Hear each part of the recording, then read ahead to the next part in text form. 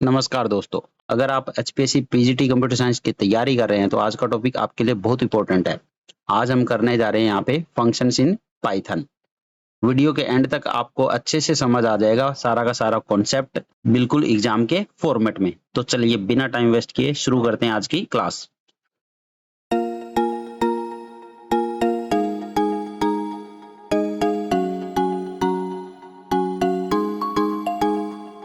Sometimes it is difficult to manage a large program, therefore a large program is divided into smaller chunks or block that is called as function।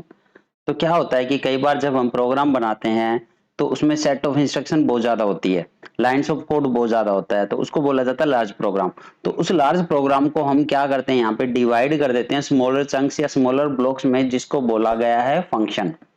क्योंकि उस large programme को थोड़ा manage करना, थोड़ा उसमें error find out करना, कुछ भी चेंजेस करना हो तो थोड़ा डिफिकल्ट होता है। अगर आप उसको स्मॉलर ब्लॉक्स में डिवाइड कर दोगे, अब वो काम है वो इजी हो जाएगा आपका, कुछ भी एरर फाइंड आउट करना, कुछ भी चेंजेस करना। तो इसी को हम बोल रहे हैं यहाँ पे फंक्शन। जो ब्लॉक्स आपने बनाए हैं, जिन ब्लॉक्स में आपने डिवाइड किया है, उसको ही हम यहाँ पे क्या बोल रहे हैं, फंक्शंस। तो यहाँ पे एक मैंने प्रोग्राम भी बना रखा है। ये प्रोग्राम आपका दो ब्लॉक में डिवाइड है। अगर ऊपर वाले ब्लॉक की बात करें, ये यहाँ से यहाँ तक आपका ब्लॉक 1 है और ये वाला ब्लॉक आपका 2 है, तो ब्लॉक 2। तो अब ये कह सकते हो ये जो पूरा प्रोग्राम था वो दो पार्ट्स में डिवाइड कर लिया आपने, दो चंक्स में डिवाइड कर लिया, ब्लॉक 1 और ब्लॉक 2। अब ये ब्लॉक 1 है, ये आपका ये कह सकते हो कि फंक्शन 1 है, और ब्लॉक 2 वाला फंक्शन 2 है। तो दो फंक्शन यहाँ पे बनाए हुए हैं। अब ये क्यों करते हैं हम, एक लार्ज प्रोग्राम को स्मॉलर पार्ट्स में क्यों डिवाइड करते हैं, इसके एडवांटेज क्या है, फंक्शन बनाने से क्या फायदा होगा, वो हम देखते हैं कि क्या क्या बेनिफिट हो सकते हैं इसमें।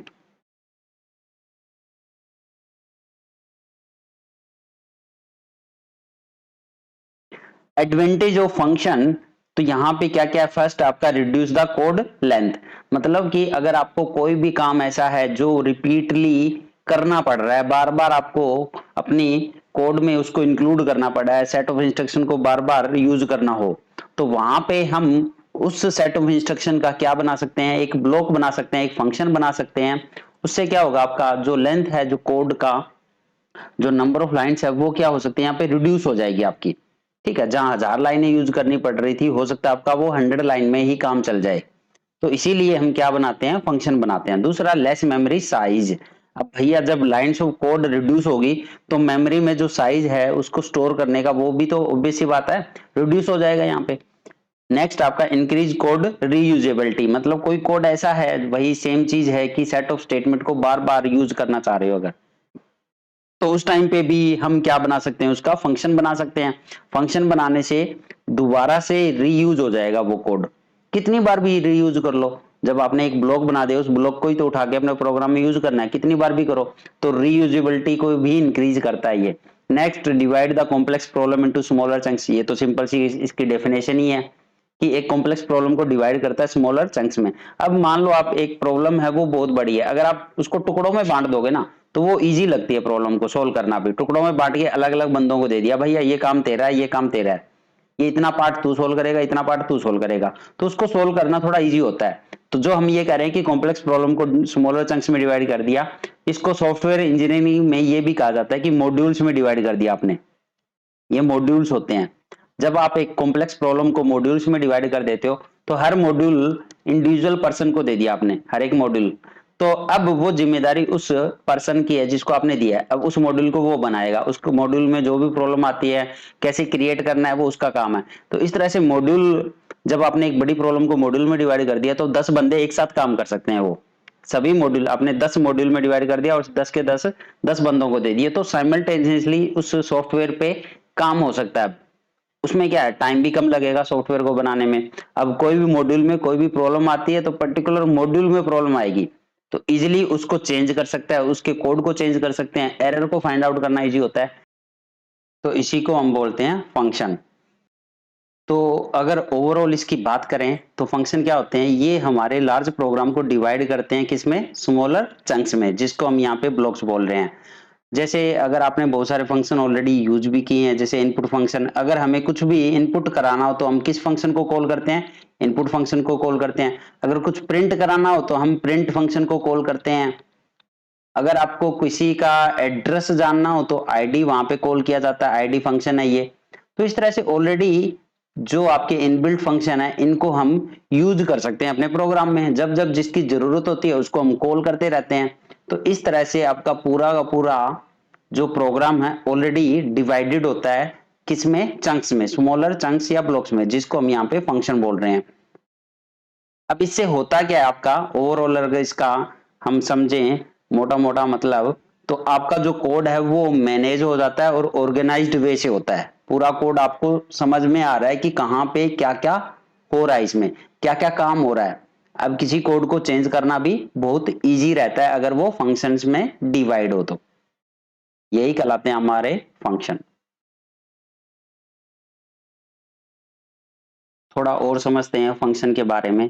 अगर हम मैथमेटिक्स के बारे में बात करें तो वहां पे भी आपके फंक्शन यूज होते हैं। अगर हम कोई एक पोलिनोमियल यहाँ पे लें, जैसे एक्स की क्यूब, तो अब ये एक्स की क्यूब एक पोलिनोमियल है, एक फंक्शन है, ठीक है। जैसे आपने लिया y इजिकल टू एक्स की क्यूब, तो अब अगर हम x की वैल्यू यहाँ पे पास करें कि x इक्वल टू 1 है, तो y इक्वल टू क्या आएगा आपका? 1 आ जाएगा। अगर आपका x इक्वल टू 2 है, उस केस में y इक्वल टू क्या देगा? ये इसने दिया 2 का क्यूब जो कि आ गया 8। अब अगर x इक्वल टू 3 है तो उस केस में क्या देगा? y इक्वल टू दिया इसने 27। तो इस तरह से हम क्या कर रहे हैं, आपने एक फंक्शन डिफाइन किया हुआ है और ये आप वैल्यू पास कर रहे हो, इसको कुछ ना कुछ वैल्यू पास कर रहे हो, और ये वैल्यू रिटर्न कर रहा है कुछ ना कुछ, ऑलवेज एक वैल्यू रिटर्न कर रहा है। तीनों के केस में, तीनों वैल्यू के केस में कुछ ना कुछ वैल्यू रिटर्न करी। तो इसी तरह से हमारे पाइथन में भी सेम वे से आपके फंक्शन है वो काम करते हैं। यहाँ पे इस फंक्शन का काम क्या था? क्यूब करना। कोई भी वैल्यू दोगे उसको ये क्यूब करके आपको लौटा देगा। मतलब कि सेट ऑफ कोड कह सकते हो। ये कोड किसका है? इसके अंदर क्या डिफाइन किया हुआ है? क्यूब करना। इसका किसी भी नंबर का क्यूब करके दे देगा। तो इसका पर्टिकुलर टास्क हो गया ना, क्यूब करके देगा ये किसी भी वैल्यू का। तो इसी तरह से पाइथन में भी जो फंक्शन होते हैं उनका एक पर्टिकुलर टास्क होता है, ठीक है। तो उसमें सेट ऑफ जो कोड हम सेट ऑफ स्टेटमेंट देते हैं वो एक पर्टिकुलर टास्क परफॉर्म करती है सेम वे से। अब इसमें भी हमने वैल्यू पास कराई, तो हम पाइथन में भी क्या कराते हैं? फंक्शन में वैल्यू पास करवाएंगे और ये भी वैल्यू रिटर्न कर रहा है। तो आपका पाइथन में भी जो फंक्शन होते हैं वो भी क्या करते हैं? वैल्यू को रिटर्न करते हैं यहाँ पे। अगर इसी का पाइथन में एक आप फंक्शन बनाना चाहते हो तो कैसे बनाओगे? तो हमें डेफ कीवर्ड यूज करना होगा और यहाँ पे क्यूब यूज कर लो। चलो क्यूब नाम का फंक्शन बना रहे हो। अब ये कोई भी वैल्यू का क्यूब करके देगा, तो क्यूब ऑफ एक्स। और यहाँ पे अब r इज इक्वल टू क्या कर रहा है? ये x की पावर 3 लिख दो यहाँ पे, x की पावर 3, और रिटर्न करा दो r। रिटर्न करा दिया हमने r। अब ये एक फंक्शन बना दिया आपने इसी वाले प्रोग्राम का कि x का क्यूब। अब ये फंक्शन क्यूब निकालेगा, ये सेम क्यूब निकाल के देगा। अब x क्या वैल्यू पास कराएंगे? वैल्यू पास कब कराते हैं? जब इस फंक्शन को हमें यूज करना होगा तो हम कॉल करेंगे यहाँ पे। जब हम कॉल करेंगे तो कॉल इस फंक्शन के नाम से करते हैं पाइथन में, तो क्यूब लिखा और यहाँ पे वैल्यू पास करा दी। अब क्यूब 1 क्या रिटर्न करेगा? 1 रिटर्न कर देगा। अब क्यूब 2, अब x की वैल्यू 2 है तो ये क्या रिटर्न कर देगा? इसका क्यूब करके दे देगा जो कि 8 आ जाएगा। नेक्स्ट क्यूब आपका 3, अब ये क्या देगा? 27 दे देगा 3 का क्यूब करके। तो इस तरह से आप इस फंक्शन को अपने प्रोग्राम में यूज कर सकते हो। अब कैसे? कॉल करके। तो यही होते हैं हमारे फंक्शन। सेम पाइथन में भी सेम वे से काम करते हैं जैसे मैथमेटिक्स में काम करते हैं।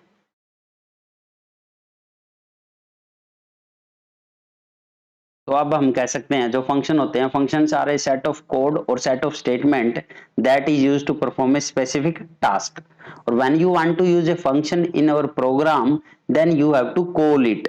जैसे अब भी हमने बताया कि जैसे प्रिंट फंक्शन हम यूज करते हैं, अगर आपको यूज करना हो तो इसको कॉल करना पड़ता है। और इस प्रिंट का काम क्या है? एक स्पेसिफिक टास्क है इसका। ये क्या करता है? कोई भी स्टेटमेंट को प्रिंट करता है। और दूसरा टास्क क्या होता है इसका? कोई भी वैल्यू प्रिंट करना। तो दो टास्क है इसके। इसी तरह इनपुट फंक्शन है, ठीक है। तो यूजर से इनपुट लेने के लिए हम इनपुट फंक्शन का यूज करते हैं। तो जब भी इसका यूज करना हो हम क्या करते हैं, इस फंक्शन को कॉल करते हैं और इसके अंदर सेट ऑफ कोड या सेट ऑफ स्टेटमेंट है जो कि परफॉर्म कर रही है एक स्पेसिफिक टास्क। तो यही डेफिनेशन होती है, जो फंक्शन होते हैं वो क्या होते हैं, सेट ऑफ कोड या सेट ऑफ स्टेटमेंट होते हैं जो कि परफॉर्म करते हैं कोई पर्टिकुलर टास्क।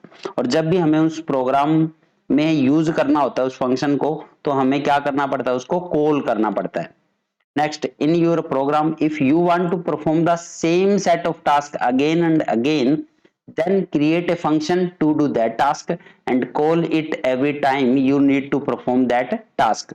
तो इसका मतलब कुछ सेट ऑफ स्टेटमेंट ऐसी है जो बार बार आप रिपीट करना चाहते हो, या कुछ टास्क ऐसे हैं जो बार बार आप रिपीट करना चाहते हो, तो आप क्या करो, उसका फंक्शन बना दो वहां पे। तो उस नाम का एक फंक्शन बना दोगे। अब जब जब उस फंक्शन को आप यूज करना चाहते हो तो आप उसको कॉल कर सकते हो अपने प्रोग्राम में। तो यही हमारे क्या कहलाते हैं, फंक्शन कहलाते हैं यहाँ पे। और एक और चीज है यहाँ पे लास्ट वाली, in Python function is defined using def keyword. तो फंक्शन को डिफाइन करने के लिए हम क्या कीवर्ड यूज करते हैं यहाँ पे, डेफ।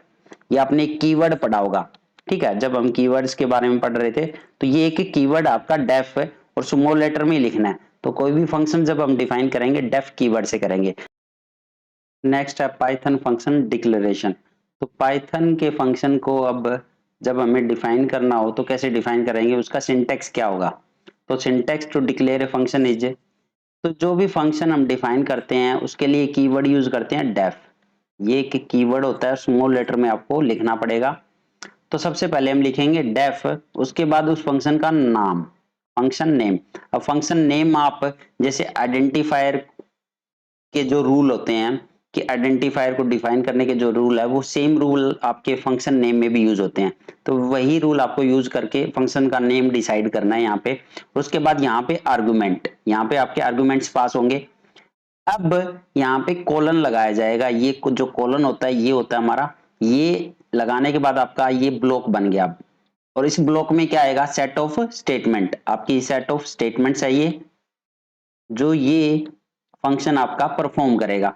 और यहाँ पे रिटर्न नाम का एक कीवर्ड यूज किया हुआ है, ये भी एक कीवर्ड होता है रिटर्न। और ये क्या वैल्यू रिटर्न करेगा वो यहाँ पे मेंशन करनी है। तो ये होता है हमारा सिंटैक्स ऑफ पाइथन फंक्शन। तो जब भी हमें डिफाइन करना होगा वो हम कैसे डिफाइन करेंगे, इसी सिंटैक्स के थ्रू डिफाइन करेंगे। अब यहाँ पे अलग अलग इसका मीनिंग देखें। जो डेफ कीवर्ड होता है, keyword use to declare a function, function name any name given to the function, but आपको रूल सेम फॉलो करने हैं जो आइडेंटिफायर में आपने यूज किए थे। तो ये भी आपका फंक्शन नेम हो गया। आर्गुमेंट्स क्या, any value pass to the function. अब उस फंक्शन को हम क्या वैल्यू पास करना चाह रहे हैं, तो वो आर्गुमेंट्स हो गए आपके। नेक्स्ट आएगा रिटर्न। ये जो रिटर्न वाला जो कीवर्ड है ये आपका ऑप्शनल है। यहाँ पे return value from a function, optional का मतलब कि जरूरी नहीं कि हर फंक्शन हर बार वैल्यू रिटर्न करे। हो सकता है कुछ फंक्शन वैल्यू रिटर्न करे कुछ ना करे। तो आपको रिटर्न वाला ये जो है ये ऑप्शनल है, ये जरूरी नहीं है यहाँ पे मेंशन करना। ठीक है, तो ये चार आपको यूज करने हैं इसी फॉर्मेट में। तो ये होता हमारा to define a function, how to define a function. अब नेक्स्ट आता है calling a function in Python. आपने डिफाइन तो कर दिया, उसकी डेफिनेशन तो दे दी है कि ये फंक्शन इस नाम का ये टास्क परफॉर्म करेगा। बट जब आपको उसको प्रोग्राम में यूज करना है तो कैसे यूज करेंगे। अब जब उस फंक्शन को अपने प्रोग्राम में लेकर आना है तो हम लेकर आते हैं कॉलिंग के थ्रू। अब कॉलिंग करने के लिए सिंपली आपको फंक्शन का नाम ही देना है, बस यहाँ पे फंक्शन का नेम दिया और ये पैरेंथेसिस लगाई, आपका काम खत्म। अब सिंपली उससे क्या होगा, फंक्शन की कॉलिंग हो जाएगी। बस यहाँ पे वैल्यू पास करनी होगी, अगर उसमें आर्गुमेंट है कुछ भी, यहाँ पे आर्गुमेंट्स है यहाँ पे, ठीक है, तो यहाँ पे आपको वैल्यू पास करनी होगी। और ये सिंपली सिंटेक्स आपका कॉल करने का, फंक्शन को कॉल करने का। तो इस तरह से हम कॉल कर सकते हैं। तो ये होती है हमारी पाइथन के डिक्लेरेशन और कॉलिंग ए फंक्शन। एक सिंपल सा फंक्शन का प्रोग्राम बनाते हैं यहाँ पे। डेफ कीवर्ड यूज करेंगे। डिस्प्ले नाम का एक फंक्शन बनाया मैंने यहाँ पे। अब ये डिस्प्ले फंक्शन क्या कर रहा है, ये एक स्टेटमेंट प्रिंट कराएगा यहाँ पे, welcome to data mining hub. अब ये आपका फंक्शन की डेफिनेशन कंप्लीट होती है। अब जैसे ही मैं इस प्रोग्राम में अपना डिस्प्ले फंक्शन यूज करना हो तो आपको क्या करना पड़ेगा, इस फंक्शन को इसी नाम से कॉल करना पड़ेगा। जैसे मैंने यहाँ पे कॉल किया, अब मैं इसको सेव कर लेता हूँ और रन करके चेक करता हूँ, जो आउटपुट आया वो क्या आया, welcome to data mining hub. तो ये फंक्शन एक पर्टिकुलर टास्क परफॉर्म कर रहा है। क्या टास्क है इसका, कि एक स्टेटमेंट को प्रिंट करना, welcome to data mining hub. अगर मैं इसको सेकेंड टाइम फिर से कॉल करूंगा, अगर एक बार और कॉल करता हूं, यहाँ पे 2 टाइम कॉल किया, सेव किया और रन किया, तो अब ये 2 बार सेम टास्क परफॉर्म करेगा, 2 बार इसने प्रिंट कर दिया। तो इस तरह से हम फंक्शन का यूज कर सकते हैं अपने प्रोग्राम में। सेट ऑफ स्टेटमेंट आपने डिफाइन कर दी इस पर्टिकुलर फंक्शन में, और उस फंक्शन को हमने यूज कर लिया कॉल करके। अब कितनी बार भी यूज कर सकते हो, आप कहीं पे भी यूज कर सकते हो, आप पूरे प्रोग्राम में जहां भी यूज करोगे ये सेम टास्क परफॉर्म करेगा। जो हमारे फंक्शन होते हैं वो पाइथन में वो कितने प्रकार के होते हैं, तो there are 3 types of function in Python programming. First हमारा स्टैंडर्ड लाइब्रेरी फंक्शन, तो ये फंक्शन आप ऑलरेडी यूज कर चुके हो अपने प्रोग्राम में क्लास 11th में। तो these are the built in function in Python that are available to use. तो ये प्री डिफाइंड फंक्शन है, लाइब्रेरी फंक्शन है, जो ऑलरेडी पाइथन की लाइब्रेरी में डिफाइंड है। इनका मीनिंग ऑलरेडी डिफाइन किया हुआ है पाइथन की लाइब्रेरी में, जस्ट आपको इनको अपने प्रोग्राम में लेकर आना है और यूज कर लेना है। जैसे यहाँ पे एक फंक्शन है प्रिंट, तो प्रिंट आप किस लिए यूज करते हो, इसका स्पेसिफिक टास्क क्या है, कोई भी स्टेटमेंट को आउटपुट स्क्रीन पे डिस्प्ले करना, साथ में कोई भी वैल्यू आप डिस्प्ले भी करवा सकते हो। तो इसलिए इसका स्पेसिफिक टास्क जो है वो 2 है इसके, तो आप ऑलरेडी इसको यूज कर चुके हो। तो ये कौन सा फंक्शन हो गया, हमारा बिल्ट इन फंक्शन है। नेक्स्ट हमारा इंट फंक्शन। अब ये क्या करता है, टाइप कास्टिंग, मतलब कि किसी भी स्ट्रिंग को, फ्लोट को अगर इंटीजर में कन्वर्ट करना हो, डाटा टाइप कन्वर्जन जो होता है वो हम इंट के थ्रू कर सकते हैं। तो ये भी एक बिल्ट इन फंक्शन है, लाइब्रेरी फंक्शन है, जो आप अपने प्रोग्राम में यूज कर सकते हो। डायरेक्ट इसको कॉल करना है और कुछ नहीं करना।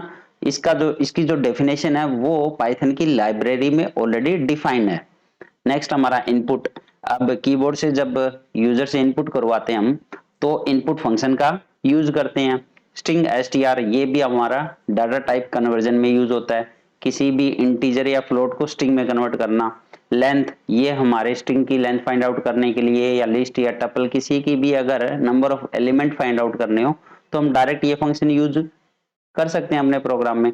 तो ये सारे के सारे जो एग्जाम्पल है हमारे, वो किसके, हमारे स्टैंडर्ड लाइब्रेरी फंक्शंस के एग्जाम्पल है ये वही फंक्शन, ठीक है। इनका भी पर्टिकुलर सेट ऑफ कोड है, इनके अंदर सेट ऑफ स्टेटमेंट है जो कि परफॉर्म कर रही है कोई स्पेसिफिक टास्क। सेम डेफिनेशन रहेगी, बट इनको कहा जाता है स्टैंडर्ड लाइब्रेरी फंक्शन, क्योंकि पाइथन की लाइब्रेरी में ऑलरेडी डिफाइंड है ये। आपको जस्ट उनको कॉल करना है और अपने प्रोग्राम में यूज कर लेना है।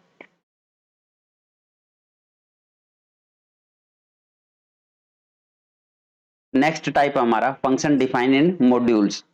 तो ये भी आप ऑलरेडी क्लास 11 में पढ़ चुके हो। तो these functions are predefined in a particular modules और can only be used when the corresponding module is imported.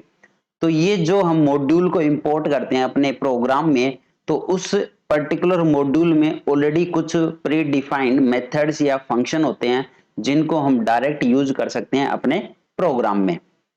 तो इनको बोला गया है फंक्शंस डिफाइंड इन मॉड्यूल्स। तो ये आपकी सेकंड कैटेगरी है टाइप्स ऑफ फंक्शन की। जैसे कि इंपोर्ट मैथ, तो मैथ नाम का एक मॉड्यूल होता है, ये आप क्लास 11th में पढ़ चुके हो। अगर आप इस प्रोग्राम में अपने यूज करना चाहते हो मैथ मॉड्यूल को, तो आपको स्टेटमेंट क्या मेंशन करनी होती है वहां पे, इंपोर्ट मैथ। इससे क्या होगा, आपका मॉड्यूल जो है वो इंपोर्ट हो चुका है।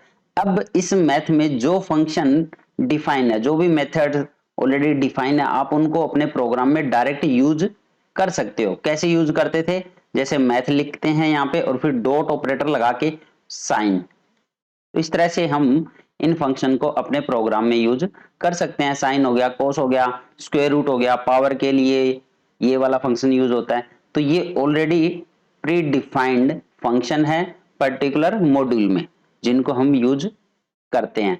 अगला एक और मॉड्यूल आपने पढ़ा था क्लास 11 में, स्टैटिस्टिक्स। तो ये भी अगर आपको डायरेक्ट यूज करना हो, इसके मेथड जो है वो यूज करना चाहते हो, तो आपको पहले क्या करना पड़ेगा, इंपोर्ट करना पड़ता है उस मॉड्यूल को, उसके बाद उसके अंदर जो भी मेथड या फंक्शन डिफाइन है, जैसे मीन हो गया, मोड हो गया, आपका मीडियन हो गया, ये आप अपने प्रोग्राम में यूज कर सकते हो। तो ये भी आपके क्या है, फंक्शन ही है, सेम फंक्शन है। इनके अंदर भी set of code, set of statement defined है, जिनका पर्टिकुलर डेफिनेशन या स्पेसिफिक टास्क है जो ये परफॉर्म करते हैं। तो ये है हमारी सेकंड कैटेगरी, फंक्शंस डिफाइन इन मॉड्यूल।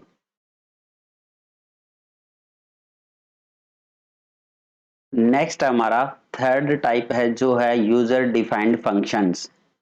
तो यूजर डिफाइन, नाम से ही समझ आ रहा होगा, जो यूजर डिफाइन करता है, जो प्रोग्रामर डिफाइन करता है, ऐसे फंक्शन जो यूजर क्रिएट करता है या प्रोग्रामर क्रिएट करता है, उनको हम क्या बोलते हैं, यूजर डिफाइंड फंक्शन।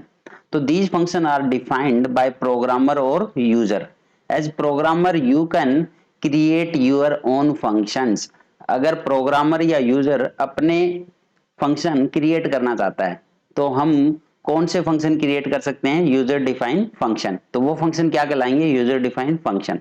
जैसे कि यहाँ पे एक एग्जांपल दिखाया मैंने, और इसको क्रिएट करने के लिए हम कौन सा कीवर्ड यूज करते हैं, यहाँ पे डेफ।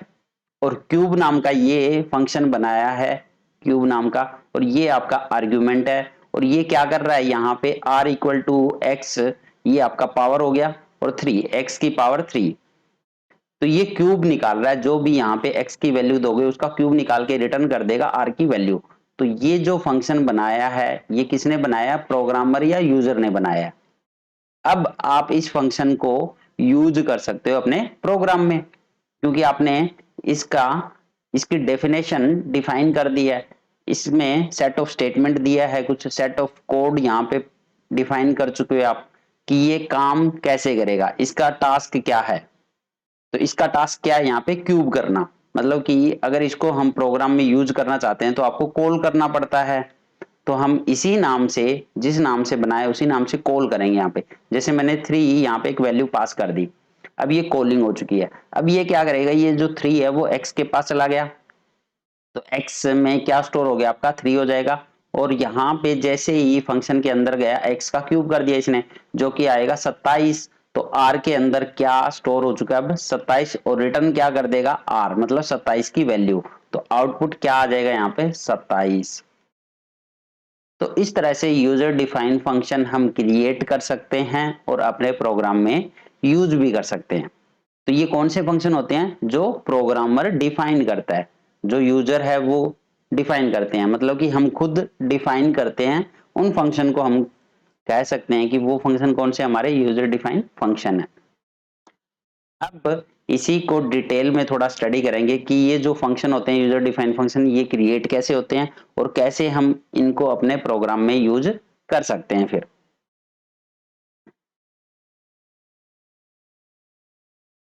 नेक्स्ट है, यूजर डिफाइन फंक्शन को कैसे क्रिएट करते हैं हम। तो यहाँ पे सिंटेक्स दिया हुआ है, और इस सिंटेक्स में सबसे पहला कीवर्ड है वो है आपका डेफ। तो ये एक कीवर्ड होता है जो कि यूज होता है फंक्शन को डिफाइन करने के लिए। उसके बाद फंक्शन नेम देंगे यहाँ पे, उसके बाद आपके आर्ग्यूमेंट्स आएंगे, और फिर आपका ये कोलन।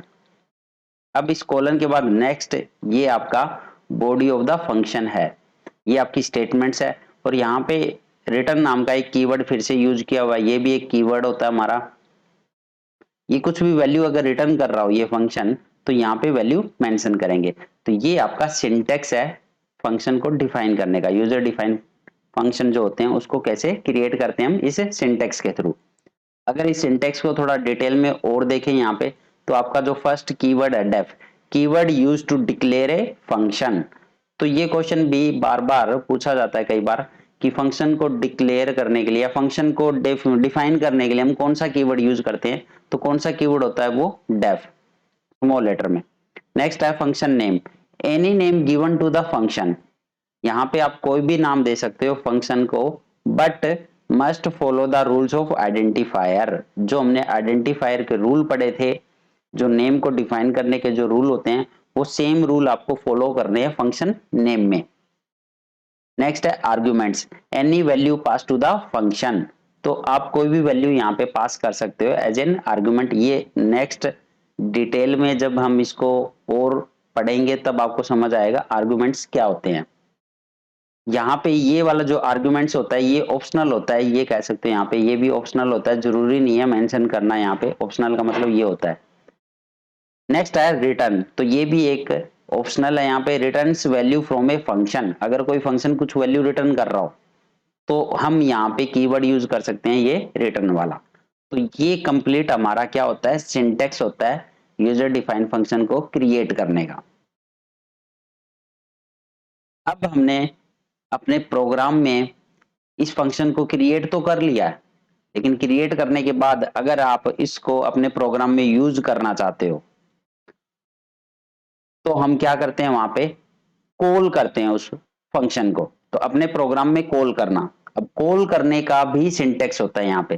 तो ये जो सिंटेक्स दिखाया गया आपका, ये कॉल करने का सिंटेक्स है। इसमें सिंपली आपको फंक्शन का नाम देना है और कुछ नहीं करना। फंक्शन का नाम आएगा जिस नाम से फंक्शन बनाया है, और ओपन पैरेंथेसिस और क्लोज पैरेंथेसिस। अगर उसमें आर्गुमेंट्स पास हुए हैं तो यहाँ पे आप वैल्यू पास कर सकते हो या पैरामीटर पास कर सकते हो। वो अब आगे की वीडियो में भी हम डिटेल में देखेंगे कैसे वैल्यू पास करते हैं इसमें। तो ये होती है कॉल द फंक्शन। तो अब डायरेक्ट इस कॉल से क्या होगा, आपका वो फंक्शन आपके प्रोग्राम में एग्जीक्यूट हो जाएगा। वो कोड जो है उस फंक्शन में जो कोड दिया हुआ है वो सेम आपके प्रोग्राम में भी एग्जीक्यूट हो जाएगा अगर आप कॉल कर लोगे। और जब तक आप कॉल नहीं करोगे वो कोड एग्जीक्यूट नहीं होगा। वो एक डेड कोड कह सकते हो, ठीक है, वो अभी काम नहीं कर रहा है। लेकिन जैसे ही आपने उसको कॉल किया तो उसने वो क्या करेगा, वो अपना एग्जीक्यूशन स्टार्ट कर देगा और आपको क्या दे देगा, आउटपुट दे देगा। जो भी उसका काम है वो काम कंप्लीट करके आपको आउटपुट दे देगा वहां पे। तो कॉलिंग ए फंक्शन भी जरूरी है।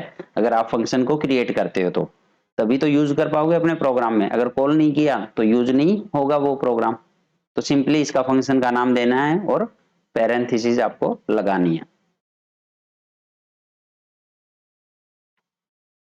अब यहाँ पे एक एग्जाम्पल दिखाया हुआ है। तो यहाँ पे एक फंक्शन बनाया हुआ है सम नाम का। तो ये जो पहला कीवर्ड आपका डेफ, ये क्या होता है, हमारा कीवर्ड यूज किया हमने डेफ। और सम आपका फंक्शन का नेम है ये। उसके बाद ए कोमा बी, ये क्या आपके पैरामीटर्स यहाँ पे है। ये आपका कोलन है यहाँ पे। तो यहाँ कोलन लगने का मतलब इसको बोलते हैं हम फंक्शन हेडर, ठीक है। तो फंक्शन को डिफाइन किया हुआ, ठीक है। तो यहाँ पे फंक्शन को हमने डिफाइन किया हुआ है कि ये फंक्शन जो है वो क्या टास्क परफॉर्म करेगा। तो इसको बोला जाता है फंक्शन हेडर। अब यहाँ पे स्टेटमेंट्स यूज किए हमने कुछ, c is equal to A plus b और प्रिंट c। तो ये है आपकी ब्लॉक ऑफ स्टेटमेंट, ठीक है। इस ब्लॉक में जो स्टेटमेंट है, इस फंक्शन में जो स्टेटमेंट है वो ये वाली है। तो ये कंप्लीट आपका क्या कहलाता है, यहाँ पे फंक्शन की डेफिनेशन, कि फंक्शन को हमने डिफाइन कर दिया। अब इस फंक्शन को अगर हम यूज करना चाहते हैं तो हम क्या करेंगे, फंक्शन को कॉल करेंगे। यहाँ पे कॉल करने के लिए आपको सिंपली क्या करना है, सेम फंक्शन नेम से आपको कॉल करनी होगी। जो नाम आपने दिया है उसी नाम से, स्मॉल लेटर में है तो स्मॉल में, कैपिटल है तो कैपिटल में। और यहाँ पे आप आर्गुमेंट पास कराओगे। ये हमारे क्या है, वैल्यूज है, ये कह सकते हो वैल्यूज है। ये वैल्यूज दी आपने।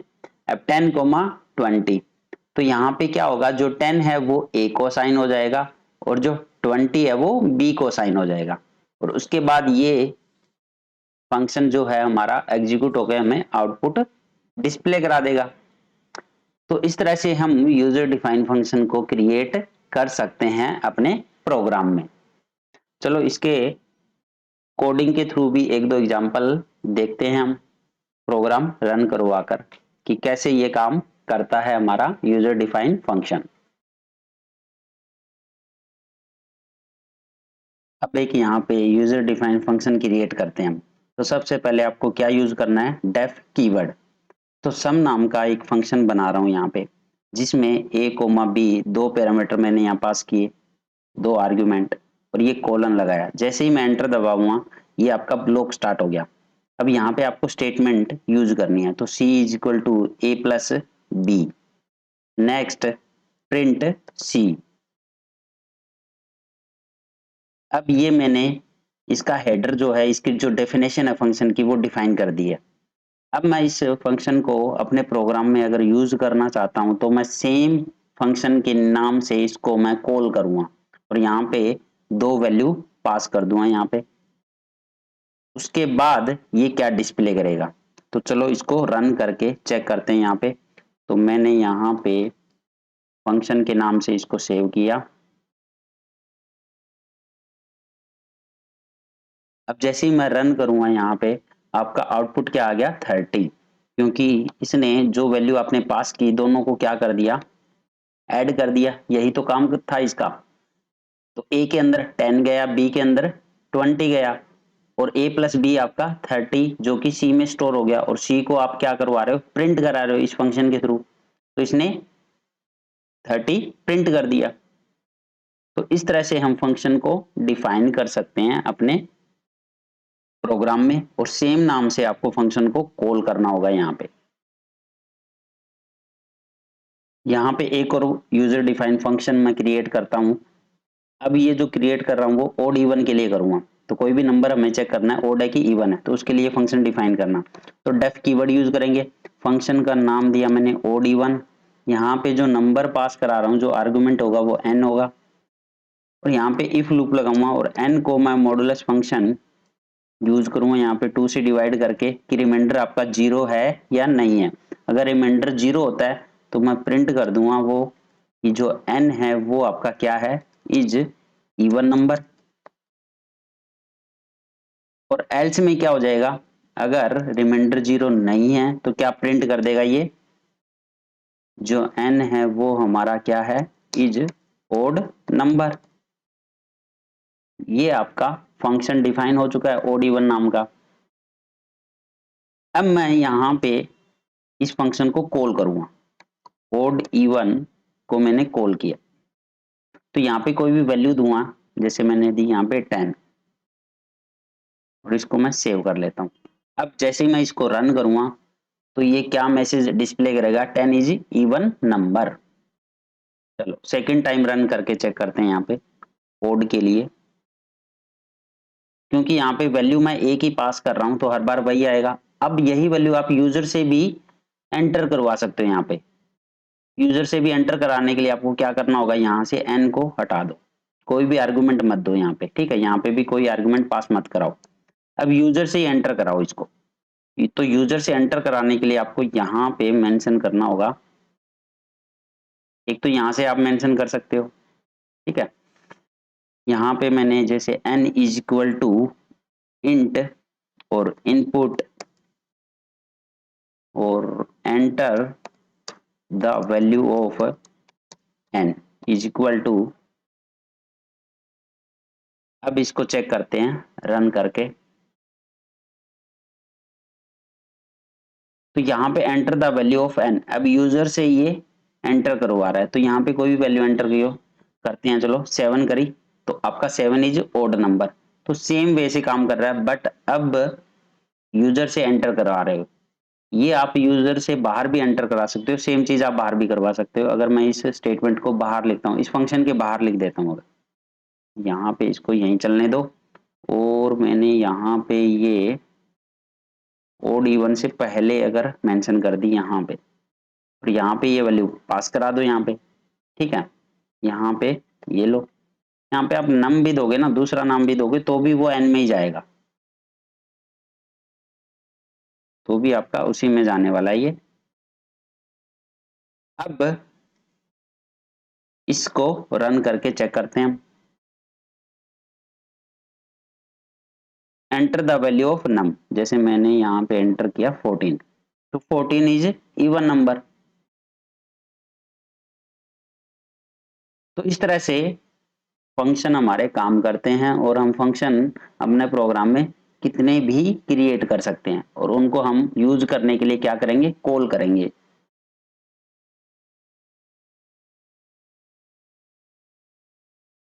Arguments and parameter.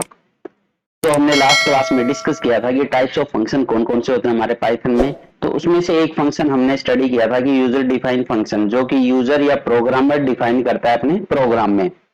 तो जब उस फंक्शन को जब हमें यूज करना होता है अपने प्रोग्राम में, तो हम क्या करते हैं, उस फंक्शन की कॉलिंग करते हैं।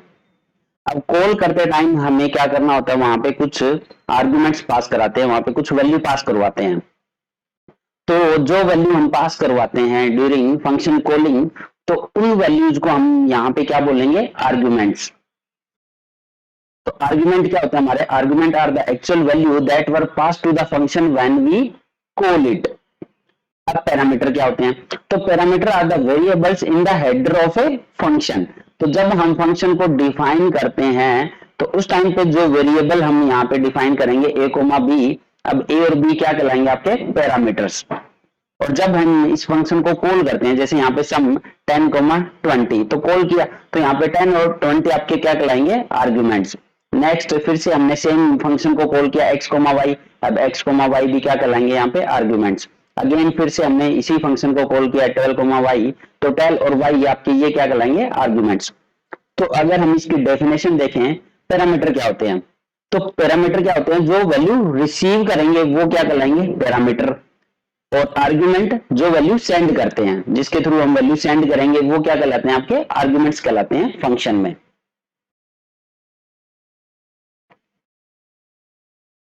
नेक्स्ट है arguments in Python can be one of these value types. अब जो आर्ग्यूमेंट हम सेंड कर रहे हैं वो किस किस टाइप के हो सकते हैं, तो वो आपके लिटरल्स भी हो सकते हैं, वो आपके वेरिएबल्स हो सकते हैं, वो आपके एक्सप्रेशन भी हो सकते हैं।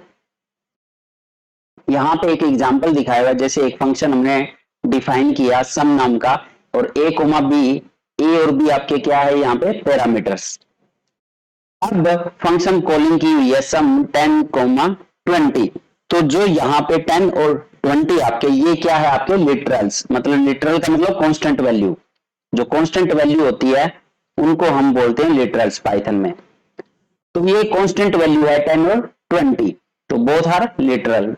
तो लिटरल्स को हम पास करा सकते हैं यहाँ पे एज एन आर्ग्यूमेंट। सेकंड देखो, उसके बाद p इक्वल टू 5 लिया हुआ है। अब सम p, 15, अब यहाँ पे देखो, एक 15 क्या है आपका, एक लिटरल हो गया, एक तो लिटरल है, और p आपका एक वेरिएबल है, जो हमने सेकंड यहाँ पे बात करी कि हम वेरिएबल भी यहाँ पे पास करवा सकते हैं। तो यहाँ पे एक वेरिएबल है p और एक आपका क्या है यहाँ पे 15 क्या, एक लिटरल है। अब नेक्स्ट हमने कॉल की सम p, p+1, तो p आपका एक वेरिएबल है और p+1 एक एक्सप्रेशन हो गया ना, यहाँ पे p+1 क्या हो गया, एक एक्सप्रेशन। तो हमने एक्सप्रेशन को भी यहाँ पे पास किया है। तो इसका मतलब यहाँ पे जो आर्ग्यूमेंट्स है वो आपके लिटरल्स भी पास हो सकते हैं, वो आपके वेरिएबल भी हो सकते हैं, और वो आपके एक्सप्रेशन भी हो सकते हैं। तो ये 3 टाइप की वैल्यू हम सेंड कर सकते हैं एज एन आर्ग्यूमेंट। एक फंक्शन का प्रोग्राम यहाँ पे बनाकर चेक करते हैं हम कि हम जो लिटरल एक्सप्रेशन या फिर वेरिएबल को कैसे पास कर सकते हैं यहाँ पे। तो यहाँ पे मैं ए और बी दो वैल्यू एज एन पैरामीटर ले रहा हूं, और यहाँ पे मैं प्रिंट करा रहा हूं a+b। अब इस फंक्शन को हम कॉल करेंगे, तो सबसे पहले मैंने यहाँ पे 10, 30 पास किया, तो ये आपके क्या कहलाएंगे यहाँ पे अब लिटरल्स, क्योंकि लिटरल्स क्या होते हैं हमारे कांस्टेंट वैल्यू। तो ये दोनों असाइन हो जाएंगे यहाँ पे। जैसे ही आप इसको रन करोगे आपके सामने आउटपुट आ गया 40, तो ए और बी को ऐड कर दिया तो 40 आ गया आपका। अब इसमें थोड़ा चेंज करते हैं, एज एन एक्सप्रेशन अगर हम इसमें वैल्यू पास करते हैं, एज एन वेरिएबल अगर वैल्यू पास करते हैं, तो आपको यहाँ पे एक वेरिएबल लेना होगा। जैसे p इज इक्वल टू लिया मैंने यहाँ पे 5। अब अगर यहाँ पे मैं p पास करता हूं, चलो जी अब चेक करते हैं यहाँ पे फिर से प्रोग्राम को रन करके, तो आपका 35 आ गया, क्योंकि a के अंदर क्या वैल्यू गई आपकी p वाली वैल्यू, p में 5 है तो a को असाइन हो गया 5 और b को 30, तो 35 आ गया। तो ये आपने वेरिएबल पास किया। अब अगर मैं एक्सप्रेशन पास करना चाहूं यहाँ पे, तो मैं p+1 स्मॉल p आएगा, p+1। चलो जी इसको भी चेक करते हैं अभी। तो जैसे ही मैंने p और p+1 पास किया, तो p के अंदर 5 है और p+1 कितना हो गया 6, तो 5 और 6 आपका a और b को साइन हो गया, तो a को 5 हुआ, b को 6, और 6 + 5 आपका 11, तो आउटपुट दे दिया 11। तो इस तरह से हम एक्सप्रेशन भी पास कर सकते हैं यहाँ पे। तो कांस्टेंट भी पास किया हमने, लिटरल्स बोलते हैं जिनको, वेरिएबल भी पास किया और एक्सप्रेशन भी। बट अगर ये p की वैल्यू नहीं दोगे ना यहाँ पे, तो एरर दे देगा। अब ये इस टाइम पे क्या देगा, ये एरर देगा क्योंकि आपने p की वैल्यू डिफाइन ही नहीं किया, name p is not define. तो इस तरह से हम वैल्यू पास कर सकते हैं एज एन लिटरल, कांस्टेंट और एक्सप्रेशन या वेरिएबल। नेक्स्ट है types of argument in Python function definition. तो यहाँ पे अगर टाइप्स ऑफ आर्ग्यूमेंट की बात करें तो 3 टाइप्स ऑफ आर्ग्यूमेंट सपोर्ट करता है हमारा पाइथन। तो यहाँ पे फर्स्ट हमारा पोजिशनल आर्ग्यूमेंट्स, सेकंड है डिफॉल्ट आर्ग्यूमेंट्स, थर्ड हमारा कीवर्ड या नेम्ड आर्ग्यूमेंट्स। तो चलो अब वन बाय वन इन तीनों को डिस्कस करते हैं, और ये काफी इंपॉर्टेंट टॉपिक है फंक्शन के पॉइंट ऑफ व्यू से, और इसमें से एमसीक्यू टाइप क्वेश्चन भी पूछे जाते हैं। तो इसको थोड़ा ध्यान से पढ़ना आप सब बच्चे, ध्यान से समझना कि एक्चुअल में इनका मीनिंग क्या होता है। तो पोजिशनल आर्ग्यूमेंट्स क्या होते हैं? पोजिशनल आर्ग्यूमेंट का मतलब है पोजीशन से रिलेटेड आर्ग्यूमेंट्स। तो इनकी जो पोजीशन है वो फिक्स है, ये कह सकते हैं आप, क्योंकि नाम ही इनका पोजिशनल आर्ग्यूमेंट है। तो ये पोजीशन बेस पे हमने इसको कैटेगराइज किया है। तो इसकी डेफिनेशन क्या होती है आपकी? As parameter values are passed through arguments they should appear in the same order as they appear in the function definition, this is known as positional arguments. चलो इसका मीनिंग समझते हैं अब। जैसे यहाँ पे एक फंक्शन मैंने डिफाइन किया हुआ है, और यहाँ पे 3 आपके पैरामीटर है a, b, c, और ये आपकी फंक्शन कॉलिंग है यहाँ पे। अब जब फंक्शन कॉलिंग की गई है तो इनका ऑर्डर देखो, सबसे पहले आया है आपका a, उसके बाद आएगा b, फिर आएगा आपका c। तो ये ऑर्डर है यहाँ पे मैटर करता है। जब हमने यहाँ पे वैल्यू पास की तो यहाँ पे जो 10 है वो किसको असाइन होगा? a को असाइन होगा। जो 20 है वो b को असाइन होगा, और जो 30 है वो c को असाइन होगा। मतलब कि सेम ऑर्डर में असाइनमेंट होती है, यहाँ पे सेम ऑर्डर में असाइन होंगे तीनों की तीनों वैल्यू। तो पहली वाली वैल्यू पहले वाले पैरामीटर को, दूसरी वाली वैल्यू दूसरे वाले पैरामीटर को, तीसरी वाली वैल्यू तीसरे वाले पैरामीटर को। यही कहलाते हैं हमारे पोजिशनल आर्ग्यूमेंट्स।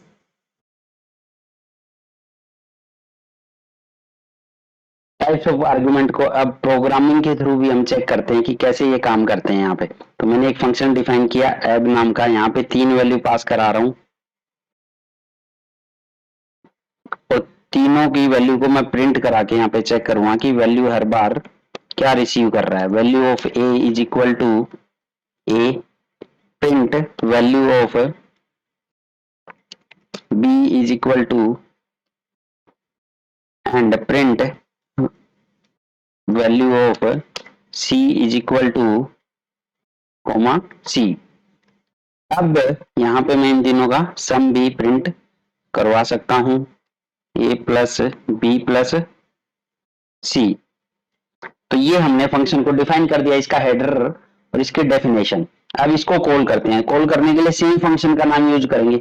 अब यहाँ पे कुछ वैल्यू पास कराता हूँ, 10, 30 और 40। चलो जी, अब इसको रन करके चेक करते हैं आउटपुट क्या देगा। तो यहाँ पे आपके सामने आउटपुट क्या है? a की वैल्यू 10, b की वैल्यू 30 और c की वैल्यू 40।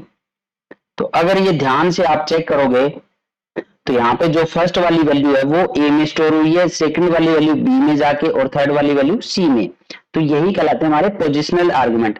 जिस ऑर्डर में आपने डिफाइन किया पैरामीटर को, उसी ऑर्डर में वैल्यू भी असाइन हुई है। पहली वैल्यू पहले वाले वेरिएबल में गई, दूसरी वैल्यू दूसरे वाले में, और तीसरी वैल्यू तीसरे वाले में। चलो इसमें थोड़ा सा चेंज करते हैं। अब इसमें थोड़ा चेंज करते हैं कि मैं थर्ड वाली वैल्यू को मिस कर देता हूं। अब सेव करता हूं। अब 2 ही वैल्यू पास की है मैंने। अब रन करके चेक करते हैं। तो यहाँ पे अब एरर दे रहा है कि मिसिंग 1 रिक्वायर्ड पोजिशनल आर्ग्यूमेंट।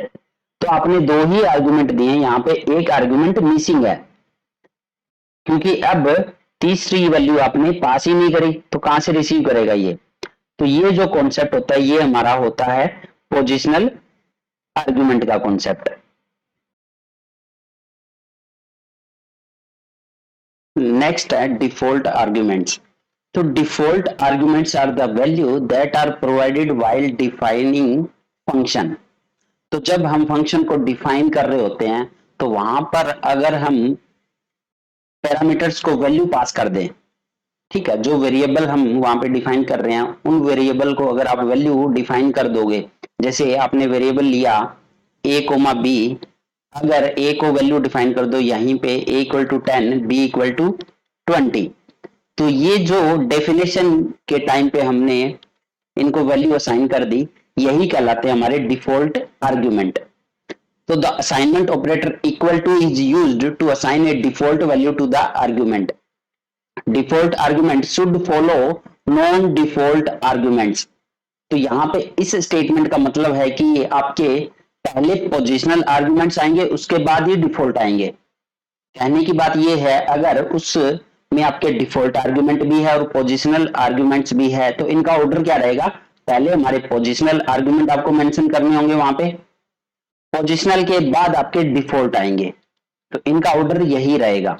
ये नहीं है कि पहले आप डिफॉल्ट वाले वहां पे मेंशन कर रहे हो उसके बाद पोजिशनल कर रहे हो, ये गलत हो जाएगा। तो इनका ऑर्डर आपको क्या रहेगा, पहले पोजिशनल उसके बाद डिफॉल्ट, ये याद रखने वाली चीज है, इसी के ऊपर सवाल आता रहता है। तो पहले पोजिशनल आएंगे फिर डिफॉल्ट आएंगे। चलो इसको एक एग्जांपल से भी हम देख लेते हैं यहाँ पे। तो केस 1, यहाँ पे एक फंक्शन डिफाइन किया है एड नाम का, यहाँ पे a comma b equal to 20 और c इक्वल टू 30। तो जो ये a वाला जो पैरामीटर है आपका, a वाला क्या है हमारा, ये है पोजिशनल आर्ग्यूमेंट। ए वाला क्या है हमारा, पोजिशनल आर्ग्यूमेंट, पोजिशनल, क्योंकि कोई भी यहाँ पे डिफॉल्ट वैल्यू नहीं मेंशन करी। बी क्या है हमारा, बी और सी आपके डिफॉल्ट आर्ग्यूमेंट है, ये हमारे दोनों क्या हो चुके हैं, डिफॉल्ट आर्ग्यूमेंट। अब जैसे ही इस फंक्शन को कॉल किया गया, कॉल के टाइम देखो क्या होगा, एड 10। तो 10 का मतलब जो ये 10 वाली वैल्यू तो आपने एक ही पास की यहाँ पे, जबकि वेरिएबल 3 है इसमें ए बी और सी। तो ऐसे केस में क्या होता है, यहाँ पे 2 डिफॉल्ट भी है, एक वैल्यू पास की है, तो ये जो वैल्यू पास की है ये जाएगी आपकी पोजिशनल आर्ग्यूमेंट में, तो मतलब ए के पास, तो ए को असाइन हो गया 10। अब जो 2 वैल्यू पास नहीं करी उस टाइम पे क्या करेगा, बी और सी की वैल्यू, ये डिफॉल्ट वैल्यू उठा लेगा। तो बी के डिफॉल्ट क्या है 20 और सी की डिफॉल्ट क्या है 30। अब आपको ये आंसर दे देगा इस पे प्रोसेसिंग करके। तो ए बी और सी तीनों की वैल्यू मिल चुकी है आपको, प्रिंट ए प्लस बी प्लस सी, तो तीनों को ऐड करके हमें आउटपुट दे देगा जो कि आएगा 60। ये वैल्यू प्रिंट कर दी इसने। तो इस तरह से हमारे डिफॉल्ट आर्गुमेंट काम करते हैं, जहां पे वैल्यू नहीं मेंशन करोगे तो वो डिफॉल्ट वैल्यू उठा लेगा वहां से। जैसे यहाँ पे ए की वैल्यू पास करी आपने, वो वैल्यू किस में जाएगी, पोजिशनल में। पहले वाला जो आर्गुमेंट है वो पोजिशनल आर्गुमेंट है, तो जो एक वैल्यू है वो पहले वाले में ही जाएगी, अब ना कि दूसरे में ना तीसरे में। अब दूसरे और तीसरे क्या है आपके, डिफॉल्ट आर्गुमेंट है, तो ये डिफॉल्ट वैल्यू उठा लेंगे, यही तो मतलब होता है डिफॉल्ट आर्गुमेंट का। अब केस 2 देखते हैं। चलो अगर इसमें केस 2 देखें हम, यहाँ पे फिर से ए आपका पोजिशनल आर्गुमेंट है, बी और सी आपके क्या है, ये डिफॉल्ट आर्गुमेंट, ये दोनों क्या है आपके डिफॉल्ट, तो ये पोजिशनल है। अब यहाँ पे 10,40 दो वैल्यू पास कर दी भाई यहाँ पे, तो जो पहली वाली वैल्यू पहले वाले आर्गुमेंट में जाएगी, मतलब ए को असाइन हो गया 10, चलो जी ए को असाइन हो चुका है 10, बट ये सेकंड वाली वैल्यू कहां जाएगी, अब सेकंड वाली वैल्यू सेकंड वाले आर्गुमेंट में जाएगी, बट अब क्या करेगा, बी जो है वो 20 था डिफॉल्ट वैल्यू, तो अब इसने डिफॉल्ट वैल्यू को क्या कर दिया, ओवरराइड कर दिया, मतलब ओवरराइट कर देगा, मतलब कि 20 की जगह अब क्या वैल्यू जाएगी, यहाँ पे 40 जाएगी, तो बी में 40 चला जाएगा। तो अगर वैल्यू पास कर दोगे तो डिफॉल्ट वैल्यू को इग्नोर कर देगा ये। अब आपने यहाँ पे वैल्यू पास कर दी तो डिफॉल्ट वैल्यू नहीं लेगा, तो यहाँ पे दोनों वैल्यू तो आ चुकी है, ए में आ गया 10 और बी में आ गया 40। अब तीसरी वैल्यू नहीं पास करी, अब तो तीसरे वाले केस में सी की वैल्यू क्या जाएगी, यहाँ पे डिफॉल्ट वैल्यू अब चली जाएगी सी में 30। तीनों वैल्यू आ चुकी है आपके पास में, तीनों को क्या करना है, यहाँ पे प्रिंट कर रहा है ये ए प्लस बी प्लस सी, तो तीनों को जोड़ देगा, ये जोड़ने पे आंसर क्या है आपका 80। ठीक है, तो इस तरह से हमारा काम करता है डिफॉल्ट वैल्यू और पोजिशनल आर्गुमेंट, ये दोनों ही इसी वे में काम करेंगे जब एक साथ आएंगे। तो आपको क्या चेक करना है, यहाँ पे डिफॉल्ट वैल्यू तब लेगा जब आपने वैल्यू पास नहीं कराई है उस वेरिएबल की, उस डिफॉल्ट वेरिएबल की अगर वैल्यू पास नहीं कराई है, डिफॉल्ट आर्गुमेंट की वैल्यू पास नहीं की है हमने, तो वो डिफॉल्ट वैल्यू उठा लेगा। अगर वैल्यू पास की है तो जो वैल्यू पास की है उसी को उठाएगा, क्योंकि डिफॉल्ट वैल्यू को ये ओवरराइड कर देता है यहाँ पे। तो यही कॉन्सेप्ट होता है डिफॉल्ट आर्गुमेंट का। अब इसी प्रोग्राम में हम थोड़ा सा चेंज करते हैं। यहाँ पे c इक्वल टू, अगर मैं यहाँ पे एक वैल्यू असाइन कर दूं इसको 60।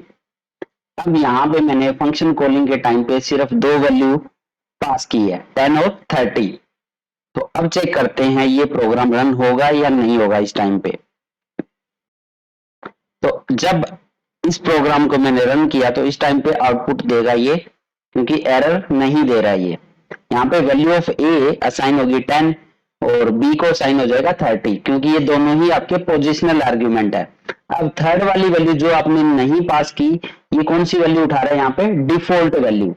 तो डिफॉल्ट वैल्यू क्या है आपकी 60, तो इसने आपकी डिफॉल्ट वैल्यू उठा ली यहाँ पे। तो यही कॉन्सेप्ट होता है हमारी डिफॉल्ट वैल्यू का।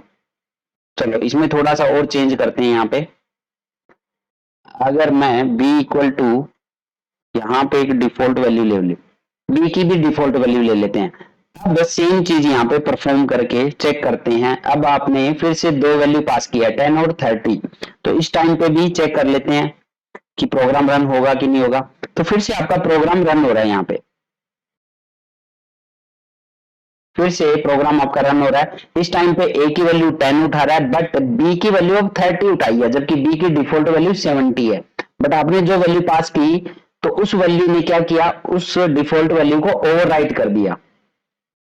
क्योंकि जो वैल्यू पास करते हो आप वही वैल्यू ये कंसिडर करेगा डिफॉल्ट वाले केस में। तो वैल्यू पास की 30, तो असाइन क्या हो जाएगा, बी को 30 हो जाएगा। अब डिफॉल्ट वैल्यू को ओवरराइट कर दिया इसने।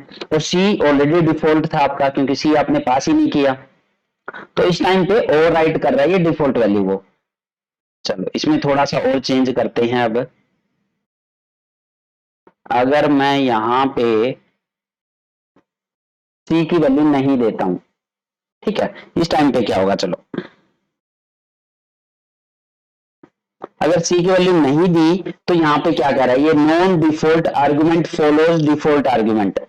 तो नॉन डिफॉल्ट आर्गुमेंट फॉलो करते हैं डिफॉल्ट। तो जैसा मैंने बोला कि जितने भी डिफॉल्ट आर्गुमेंट है आपके, वो राइट साइड में आने चाहिए। मतलब कि पहले पोजिशनल आर्गुमेंट आएंगे, उसके बाद ही सारे डिफॉल्ट आने चाहिए। लेकिन अगर इस प्रोग्राम में आप चेक करोगे, ए आपका पोजिशनल आर्गुमेंट है, बी आपका डिफॉल्ट आर्गुमेंट है, बट सी बात करोगे तो सी आपका डिफॉल्ट भी नहीं रहा ना इस टाइम पे, क्योंकि सी की आपने कोई वैल्यू असाइन नहीं करी है। तो सी आपका पोजिशनल आर्गुमेंट हो गया। अब जो पोजिशनल आर्गुमेंट है वो डिफॉल्ट के बाद तो आ ही नहीं सकता, ठीक है। तो पहले कौन सा आएगा, पोजिशनल आएगा, फिर बाद में आपके डिफॉल्ट आर्गुमेंट आएंगे। मतलब कि डिफॉल्ट आपके राइट साइड में रहेंगे ऑलवेज, और लेफ्ट साइड में ऑलवेज कौन रहेगा, पोजिशनल आर्गुमेंट। इसीलिए इसने यहाँ पे एरर दे दिया ये, क्योंकि सी आपका पोजिशनल आर्गुमेंट है। नेक्स्ट है कीवर्ड आर्ग्यूमेंट्स या named argument. So Python offer a way of writing function call where you can write any argument in any order provided you should have named the argument।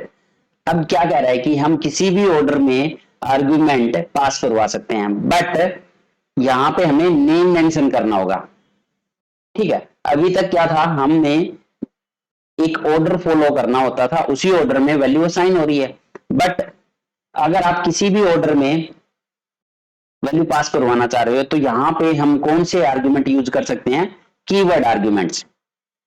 During a function call parameter value need not to be passed in the same order as the parameter defined in the function definition. तो arguments जो keyword argument होते हैं, वहां पे जरूरी नहीं है कि आप सेम ऑर्डर में वैल्यू पास करवाओ। जिस ऑर्डर में पैरामीटर में आपके वेरिएबल डिफाइन है, उसी ऑर्डर में आर्गुमेंट्स में वैल्यू पास करवाना जरूरी नहीं है यहाँ पे, क्योंकि हम कौन से आर्गुमेंट यूज कर रहे हैं, कीवर्ड आर्गुमेंट। अब इनका मतलब क्या, देखो यहाँ पे जैसे हमने ऐड नाम का फंक्शन लिया और यहाँ पे तीन आपके आर्गुमेंट्स है, ए बी और सी, तीन डिफाइन किए हुए हैं। अब यहाँ पे आपने जब फंक्शन को कॉल किया, तो कॉल करते time b equal to 10, c equal to 20 और a इक्वल टू 30। अब आपने तीनों की वैल्यू यहाँ पे कौन से आर्गुमेंट के थ्रू पास करवाई है, कीवर्ड आर्गुमेंट, नेम्ड आर्गुमेंट। मतलब आपने नेम ही असाइन कर दिया ना भाई। इसका मतलब है कि बी के अंदर जाएगा 10, सी के अंदर जाना चाहिए 20 और ए के अंदर जाना चाहिए 30। तो ये होते हैं हमारे कीवर्ड आर्गुमेंट्स। अब जरूरी नहीं है जिस ऑर्डर में आपने यहाँ पे डिफाइन किए थे, जैसे ए कोमा बी कोमा सी, तो पहले ए आया फिर बी आया फिर सी आया। अब यहाँ पे आपने कॉल के दौरान b इक्वल टू 10 दे दिया, तो ये अब a में नहीं जाएगा, ये b में ही जाएगा। ये जो 10 वैल्यू है वो कहाँ जाएगी, b के अंदर ही जाएगी, इसी वाले b के अंदर 10 जाएगा ये, क्योंकि आपने कीवर्ड आर्गुमेंट यूज किया। तो b अपने आप ढूंढ लेगा ये कहाँ पे है, उसी में जाके 10 स्टोर हो जाएगा। नेक्स्ट c इक्वल टू 20, तो c में ही 20 जाएगा, अपने आप ढूंढ लेगा ये c कहाँ पे है।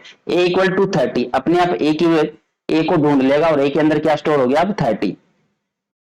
तो ये कहलाते हैं हमारे कीवर्ड आर्ग्यूमेंट्स। अब इनका सम प्रिंट कर देगा a प्लस बी प्लस सी, जो कि आ गया हमारा 60।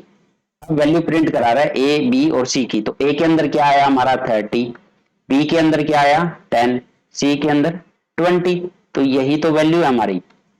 तो आपने जो कीवर्ड आर्ग्यूमेंट यूज किया यहाँ पे, वही आपकी वैल्यू असाइन हो जाएगी उन्हीं वेरिएबल में जो वैल्यू आपने असाइन की है यहाँ पे। तो ये कहलाते हैं हमारे कीवर्ड आर्ग्यूमेंट्स। अब इसमें एक और थोड़ा चेंज करते हैं।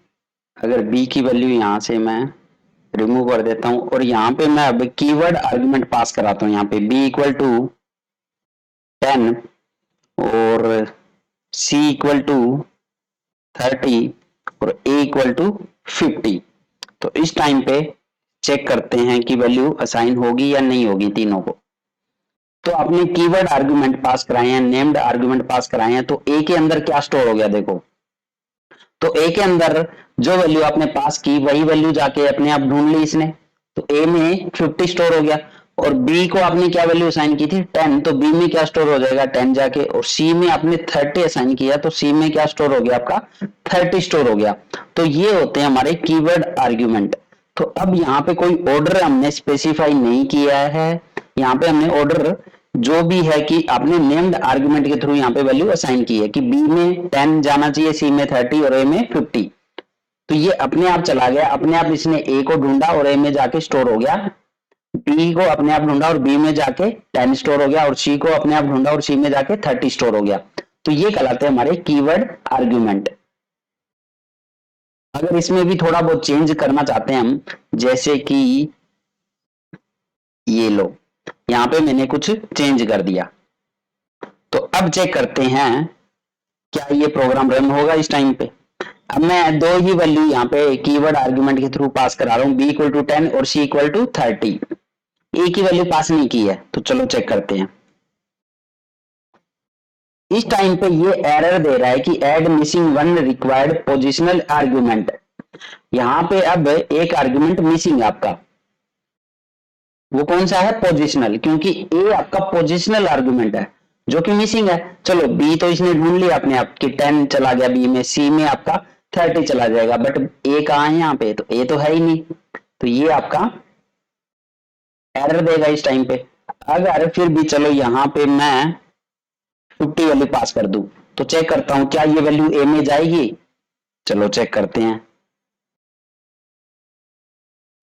अब कह रहा है कि positional argument follows keyword argument. तो भैया ये वही चीज होगी ना, पहले आपके पोजिशनल आर्गुमेंट आएंगे, बाद में ही कीवर्ड आर्गुमेंट आएंगे, जैसे डिफॉल्ट वालों के साथ में था कि राइट साइड में आपके कीवर्ड आर्गुमेंट्स रहेंगे और लेफ्ट साइड में पोजिशनल आर्गुमेंट। बट हमने क्या किया यहाँ पे, पहले कीवर्ड आर्गुमेंट की वैल्यू पास कराई, उसके बाद पोजिशनल की कराई, तो वो तो फिर से गड़बड़ होगी। हमने उस ऑर्डर को फॉलो नहीं किया, उस रूल को फॉलो नहीं किया जब ये दोनों एक साथ यूज होंगे, तो यहाँ पे इसीलिए इसने क्या दे दिया, एरर दे दिया। चलो इसको ठीक कर लेते हैं। अगर ये 50 आपने पहले पास कर दिया होता तो ये एक्सेप्ट कर लेगा, 50 यहाँ पे पास कर दो, इस टाइम पे रन करो।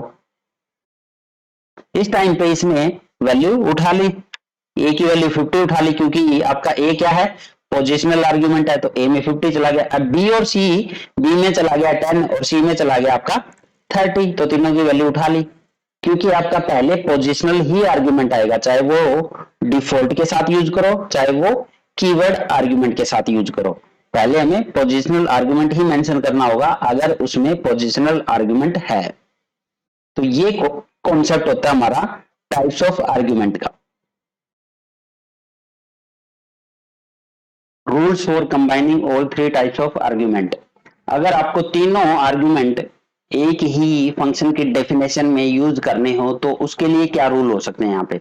तो मैंने बताया कि अगर आपको पोजिशनल आर्गुमेंट और आपको डिफॉल्ट आर्गुमेंट एक साथ यूज करने हो तो सबसे पहले हम कौन से आर्गुमेंट मेंशन करते हैं यहाँ पे, पोजिशनल आर्गुमेंट।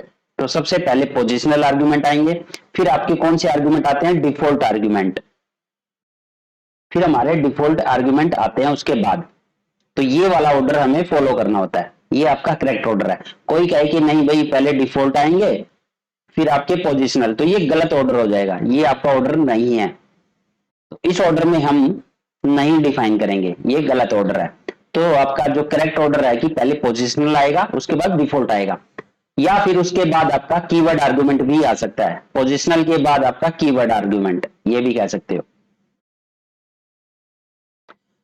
तो an argument list must first contain positional argument followed by any keyword argument. Second, default argument should follow non-default argument. Positional argument जो हम अभी बात कर रहे थे। तो यहाँ पे चलो इसका एक एग्जांपल भी देख लेते हैं। यहाँ पे एक डिफाइन किया हुआ है इंटरेस्ट नाम का फंक्शन, जिसमें p आपका पोजिशनल आर्गुमेंट है, t आपका डिफॉल्ट आर्गुमेंट है और r आपका डिफॉल्ट है। तो यहाँ पे पहले कॉलिंग की हुई है, यहाँ पे कुछ फंक्शन की कॉलिंग हुई है, सेम फंक्शन की कॉलिंग हुई है, बट यहाँ पे जो आर्गुमेंट पास करवाए हैं उसी के बेस पे यहाँ पे अलग अलग कॉलिंग का एग्जाम्पल दिया हुआ है। तो इंटरेस्ट p इक्वल टू 3000, तो ये बताओ ये आपका वैलिड है या इनवैलिड है। अगर इसकी हम बात करें p इक्वल टू 3000, तो यहाँ पे p आपका क्या है, पोजिशनल आर्गुमेंट है। देखो तो जब p आपका पोजिशनल आर्गुमेंट है तो p को असाइन हो गया ना, यहाँ पे p को क्या असाइन हो गया, 3000।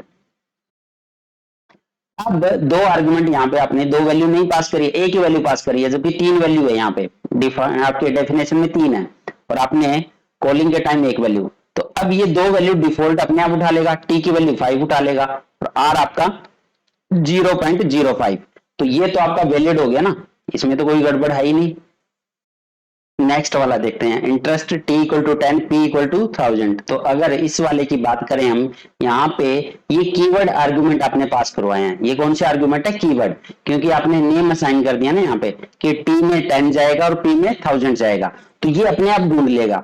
अब यहाँ पे p अपने आप ढूंढ लेगा, तो p के अंदर क्या गया आपका 1000 और t में क्या चला गया आपका 10।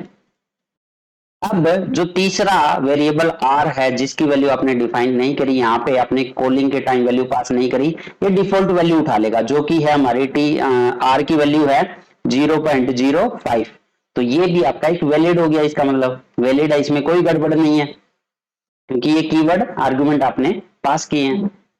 नेक्स्ट वाला, interest r equal to 0.10, p equal to 1000 और t इक्वल टू 2। तो यहाँ पे फिर से आपने क्या किया, यहाँ पे फिर से आपने ये कीवर्ड आर्गुमेंट ही तो दिए हैं, क्योंकि आपने नेम असाइन कर दिया कि r के अंदर क्या जाएगा 0.10, अपने आप ढूंढ लेगा भी r क्या है। यहाँ पे अगर r की डिफॉल्ट वैल्यू है बट यहाँ पे आपने वैल्यू भी पास करी है, तो अब इसकी वैल्यू को क्या कर देगा, ओवरराइट कर देगा, ये तो डिफॉल्ट को कंसिडर नहीं करेगा, अब r 0.10 रहेगा। p के अंदर क्या जाएगा, अपने आप ढूंढ लेगा, 1000 चला गया, और t के अंदर 2 चला जाएगा क्योंकि t आपका डिफॉल्ट है, बट डिफॉल्ट को ओवरराइट कर देगा। तो ये भी आपका एक वैलिड आर्गुमेंट है, कोई गड़बड़ नहीं है इसमें भी, ये भी वैलिड है आपका। नेक्स्ट है इंटरेस्ट r इक्वल टू 0.10, तो ये कौन सा आर्गुमेंट आपका, कीवर्ड आर्गुमेंट है ये आपका, ये तो r में चला जाएगा, r को ढूंढ लेगा और r के अंदर जाके 0.10 पास हो गया। अब 2000 तो 2000 की बात करें तो चलो ये डिफॉल्ट भी मान लेते हैं कि डिफॉल्ट है, तो t के अंदर चला गया, ये t के अंदर 2000, क्योंकि t के अंदर 5 है, इसको ओवरराइट कर देगा। बट अब ये 2 कहां जाएगा, जबकि यहाँ पे p आपका पोजिशनल आर्गुमेंट था।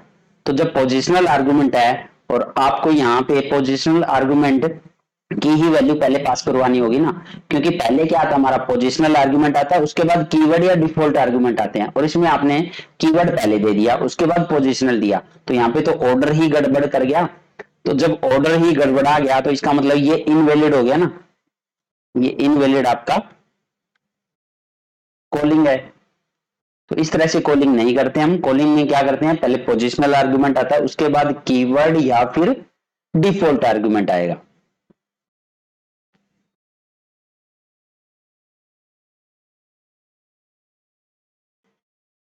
फंक्शंस इन पाइथन में और मे नोट रिटर्न ए वैल्यू। तो आपके जो फंक्शन होते हैं वो या तो वैल्यू रिटर्न करेंगे या वैल्यू रिटर्न नहीं करेंगे। तो दो ही केस हो सकते हैं, या तो वो वैल्यू रिटर्न कर सकते हैं या नहीं कर सकते। तो यहाँ पे इसलिए इसको टू टाइप्स में डिवाइड किया गया आपको, आपके फंक्शन को। तो फर्स्ट आता है आपका फंक्शन रिटर्निंग सम वैल्यू, जिसको हम बोलते हैं नॉन वॉइड फंक्शन। और सेकंड कैटेगरी आती है आपकी functions not returning any value, जिसको हम यहाँ पे बोल रहे हैं वर्ड फंक्शन। तो इस वर्ड का मतलब यही होता है खाली, मतलब कि वर्ड फंक्शन मतलब कि वो अब कुछ भी वैल्यू रिटर्न नहीं कर रहा। तो उन फंक्शन को यहाँ पे बोलते हैं वर्ड फंक्शन, जो कुछ भी वैल्यू रिटर्न नहीं करते हैं। और जो वैल्यू रिटर्न करते हैं उनको हम बोल रहे हैं यहाँ पे नॉन वर्ड फंक्शन। तो इस तरह से दो टाइप के फंक्शन होते हैं हमारे। अगर हम रिटर्निंग बेस पे देखें, इसको कैटेगराइज करें फंक्शन को, तो नॉन वर्ड फंक्शन और वर्ड फंक्शन। तो चलो अब इसको डिटेल में स्टडी करते हैं कि ये जो नॉन वर्ड फंक्शन है वो कौन से होंगे और जो वर्ड फंक्शन है वो कौन से होंगे। फर्स्ट आपका फंक्शन रिटर्निंग सम वैल्यू, जिसको हम बोल रहे हैं नॉन वर्ड फंक्शन। तो ये किस टाइप के फंक्शन होते हैं? तो ऐसे फंक्शन जो कुछ ना कुछ वैल्यू रिटर्न करेंगे, मतलब कि the function that return some computed result, जो कि एक रिजल्ट हमेशा रिटर्न करेंगे। मतलब कुछ भी उन्होंने रिजल्ट को कंप्यूट किया या कैलकुलेट किया और उसको हमें रिटर्न कर दिया। तो ऐसे फंक्शन को हम यहाँ पे बोल रहे हैं फंक्शन रिटर्निंग सम वैल्यू या नॉन वर्ड फंक्शन।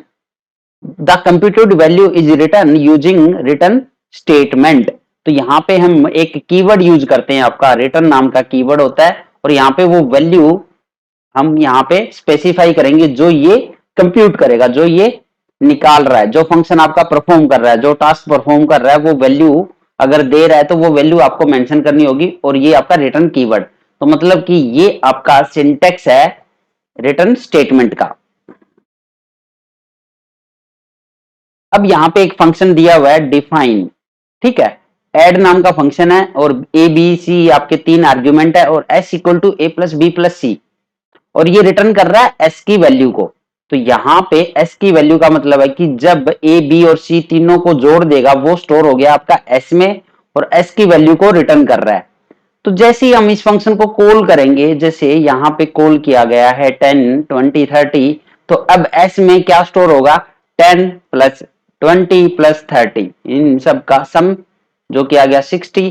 तो ये रिटर्न कर देगा 60 वैल्यू। तो इस तरह से ये फंक्शन आपका एक वैल्यू रिटर्न कर रहा है जो कि है 60, जो कि इस फंक्शन ने कंप्यूट की है, जो कि कैलकुलेट करी है, और जो इसका टास्क है, इस फंक्शन का टास्क है तीन वैल्यू को जोड़ना, जो इसने रिटर्न कर दिया। तो यही होता है हमारा फंक्शन रिटर्निंग सम वैल्यू या फिर नॉन वर्ड फंक्शन। एक फंक्शन का प्रोग्राम बनाते हैं, यहाँ पे डिफाइन एड, तीन वैल्यू यहाँ पे तीन पैरामीटर मैंने पास किए हैं। अब ये कुछ वैल्यू रिटर्न कर रहा है। क्या रिटर्न कर रहा है? ए प्लस बी प्लस सी। अब यहाँ पे इस फंक्शन को मैं कॉल करता हूं, तो यहाँ पे मैंने तीन वैल्यू पास कराई। अब इसको सेव कर लेते हैं यहाँ पे, फिर इसको रन करेंगे हम। सेव होने के बाद आपको रन करना है, तो आउटपुट क्या आया यहाँ पे? कुछ भी आउटपुट नहीं डिस्प्ले में आ रहा। अगर आप ध्यान से देखोगे तो कुछ भी डिस्प्ले में नहीं आ रहा है। यहाँ पे वैल्यू तो रिटर्न कर रहा है ये, बट हमारी वैल्यू अभी डिस्प्ले में नहीं आई है। तो ये क्यों हो रहा है? एक्चुअल में ये वैल्यू तो रिटर्न कर रहा है, बट आपने इस वैल्यू को कहीं स्टोर नहीं किया। स्टोर करोगे तभी तो ये वैल्यू आपको देगा। अगर इस चीज को मैं यहाँ पे प्रिंट स्टेटमेंट लगा दूं, यहाँ पे प्रिंट स्टेटमेंट अगर लगा देते हैं, इस टाइम पे अब आउटपुट क्या देगा देखना अभी। अब ये वैल्यू प्रिंट कर रहा है जो वैल्यू इसने रिटर्न करी है। तो 10 20 30 जो कि 60 है। अब इसने वैल्यू रिटर्न करके हमें प्रिंट भी करा दी। ठीक है, तो इस तरह से हम इसकी वैल्यू को प्रिंट करा सकते हैं जब हमें डिस्प्ले कराना हो। एक तो ये तरीका है। एक और तरीका इसका हो सकता है आपका डिस्प्ले कराने का। जैसे ये प्रिंट वाला फंक्शन यहां से हटा दो और यहाँ पे r इज इक्वल टू, ठीक है, r के अंदर आपने इसकी वैल्यू को स्टोर करा लिया। जो वैल्यू ये रिटर्न करा रहा है उसको आपने आर में स्टोर कर लिया। अब प्रिंट करा दो आर की वैल्यू को, अब भी सही है। अब आपका ये आउटपुट दे देगा वही सेम, अभी भी 60 दे दिया इसने। तो इस तरह से जो वैल्यू रिटर्न करते हैं उसको हमें स्टोर भी करना होता है, तभी तो देगा वो आउटपुट में, नहीं तो हमें आउटपुट में नहीं देगा वो। अब इसमें थोड़ा और चेंज करते हैं, जैसे मैंने यहाँ पे लिखा return A plus B plus C, तो अगर मैं यहाँ पे S is equal to A plus B plus C लिखता हूँ और यहाँ पे रिटर्न कराता हूँ एस की वैल्यू, तो भी आपकी सेम चीज रहेगी। अब भी आपका आउटपुट वही आने वाला है जो आउटपुट आया था 60। तो चाहे ऐसे आप रिटर्न करा सकते हो, एक एक्सप्रेशन लिया उसको आपने एस में स्टोर कर लिया, ए प्लस बी प्लस सी तीनों को ऐड करके एस में, और एस की वैल्यू को रिटर्न करा रहे हो। बट जब तक यहाँ पे प्रिंट स्टेटमेंट नहीं दोगे ये आपका डिस्प्ले नहीं करेगा, क्योंकि इस वैल्यू को नहीं उठा पाएगा ना, ये मेमोरी के अंदर कहीं ना कहीं जाके स्टोर हुई है। अब ये रिटर्न वैल्यू मतलब एस के अंदर स्टोर हो गया ये। अब जब हम इस फंक्शन को कॉल कर रहे हैं तो कॉलिंग के टाइम पे ठीक है, कंप्यूट करके रिजल्ट तो हमारा ये रिटर्न कर रहा है, बट उसको मेमोरी के अंदर स्टोर कर दे रहा है। अब मेमोरी से तो उठाना पड़ेगा ना, किसी न किसी वेरिएबल में जब आप इसको स्टोर कराओगे, ठीक है, किसी अनदर वेरिएबल में या डायरेक्ट प्रिंट स्टेटमेंट में, तभी हमें ये आउटपुट देगा डिस्प्ले में आके। इसलिए आर इजिकल टू एड ये हमने किया और आर को हमने क्या करवाया यहाँ पे print. Next the value being return can be one of the following. तो अब जो ये वैल्यू रिटर्न कर रहा है वो आपका लिटरल्स भी हो सकती है, वो आपका वेरिएबल्स भी हो सकते हैं, वो आपके एक्सप्रेशन भी हो सकते हैं। ठीक है, तो जैसे यहाँ पे एग्जांपल में दिखाया है कि पहले वाला एग्जांपल क्या कह रहा है, यहाँ पे एक लिटरल वैल्यू रिटर्न कर रहा है, मतलब एक कांस्टेंट वैल्यू रिटर्न कर रहा है ये। नेक्स्ट वाले में 7+4, तो ये लिटरल का एक एक्सप्रेशन यहाँ पे रिटर्न कर रहा है, रिटर्न एक्स। तो नेक्स्ट वाले में एक वेरिएबल यहाँ पे रिटर्न कर रहा है एक्स, नेक्स्ट वाले में एक्स का क्यूब करके यहाँ पे वैल्यू रिटर्न कर रहा है। तो इस तरह से एक्सप्रेशन भी ये रिटर्न कर सकता है। तो नेक्स्ट वाले में फिर से एक एक्सप्रेशन आ रहा है, नेक्स्ट वाले में फिर से एक एक्सप्रेशन यहाँ पे रिटर्न कर रहा है x plus y plus z. तो ये आपके डिफरेंट वैल्यूज या वेरिएबल या एक्सप्रेशन या लिटरल्स है जो आपका फंक्शन रिटर्न कर सकता है। अब फिर से थोड़ा सा और चेंज करते हैं, यहाँ पे S is equal to A plus B plus C की आपने, जैसे यहाँ पे अगर मैं ए की पावर 2 कर दूं, और चलो ए की वैल्यू यहाँ पे रिटर्न कराते हैं अभी, और इसमें भी थोड़ा सा सिर्फ ए की ही वैल्यू लेते हैं यहाँ पे। अब देखते हैं ये क्या वैल्यू रिटर्न करेगा। तो यहाँ पे आउटपुट क्या दिया 100। तो हमने यहाँ पे एक एक्सप्रेशन रिटर्न करवाया है, यहाँ पे क्या करवाया, एक एक्सप्रेशन ए की पावर 2। तो इस तरह से एक्सप्रेशन भी हम रिटर्न करवा सकते हैं, जैसा कि अभी मैंने बताया आपको, आपकी कांस्टेंट वैल्यू भी रिटर्न करवा सकते हैं, एक्सप्रेशन भी हो सकता है, वेरिएबल भी हो सकता है। ठीक है, अगर आप इसमें वेरिएबल करवाना चाह रहे हो तो ओनली ए आप रिटर्न कर दो। अब जो ए की वैल्यू आपने पास की है ना, वही वैल्यू ये आउटपुट में दे देगा आपको।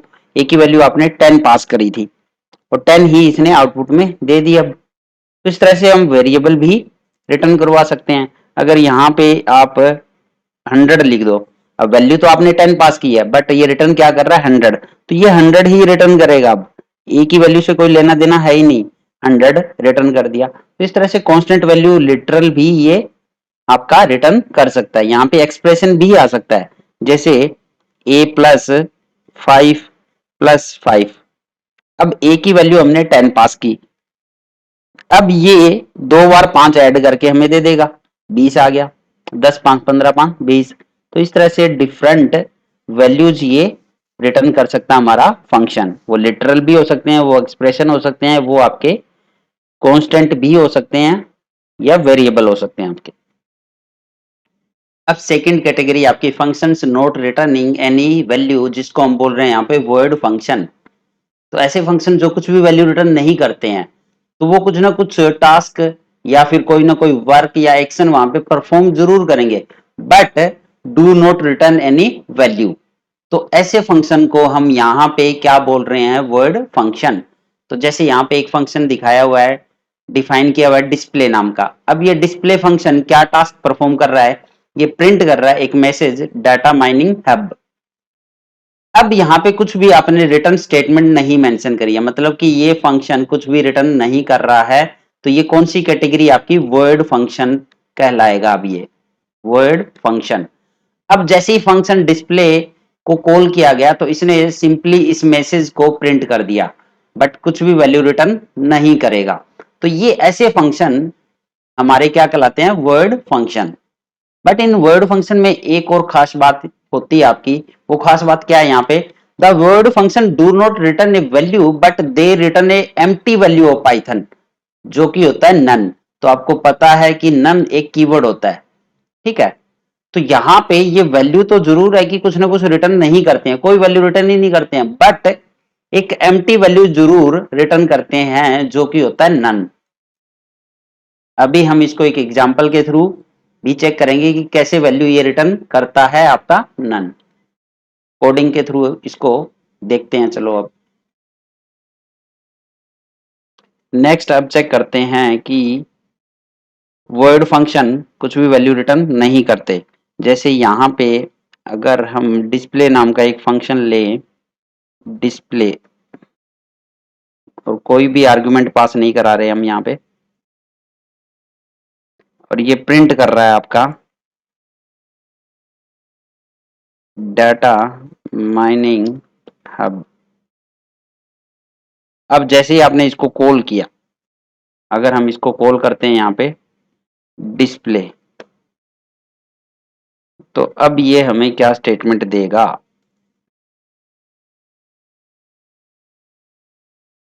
सेव करते हैं और रन करके चेक करते हैं। तो इसने डाटा माइनिंग हब स्टेटमेंट को प्रिंट कर दिया, क्योंकि इस फंक्शन का काम क्या था, प्रिंट करना। बट यहाँ पे कुछ भी रिटर्न वैल्यू नहीं मेंशन करी है हमने, क्योंकि ये कुछ भी वैल्यू रिटर्न कर ही नहीं रहे यहाँ पे, ठीक है। इसने प्रिंट करके हमें फाइनली आपका आउटपुट दे दिया। अब अगर चेक करना चाह रहे हो कि ये वैल्यू रिटर्न कर रहा है नहीं कर रहा, तो उसके लिए आप क्या करो, यहाँ पे r is equal to display करा लो। अब चेक करो इसको। चलो एक बार और इसको रन करके यहाँ पे अब देखते हैं क्या कुछ चेंज करेगा ये आउटपुट में। इसने फिर से सेम चीज दिया, data mining hub same statement को प्रिंट करके, कुछ भी चेंज नहीं किया पीछे वाली और अभी वाली स्टेटमेंट में। चलो एक और थोड़ा सा चेंज करते हैं, प्रिंट आर। अब शायद ये कुछ चेंज कर देगा इसमें, रन करके चेक करते हैं। इस टाइम पे देखो एक डाटा माइनिंग हब को तो जरूर प्रिंट करेगा ये, उसके साथ में आर में आपने डिस्प्ले क्या वैल्यू रिटर्न कर रहा है वो स्टोर करवाया है ना, क्योंकि लास्ट एग्जांपल में भी हमने ऐसे ही किया था।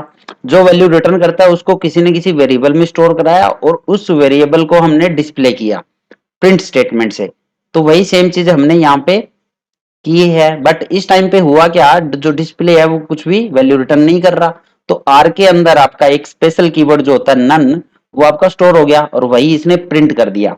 जो कि इसकी खास बात थी कि जो वर्ड फंक्शन होता है वो वैल्यू रिटर्न कुछ नहीं करता है।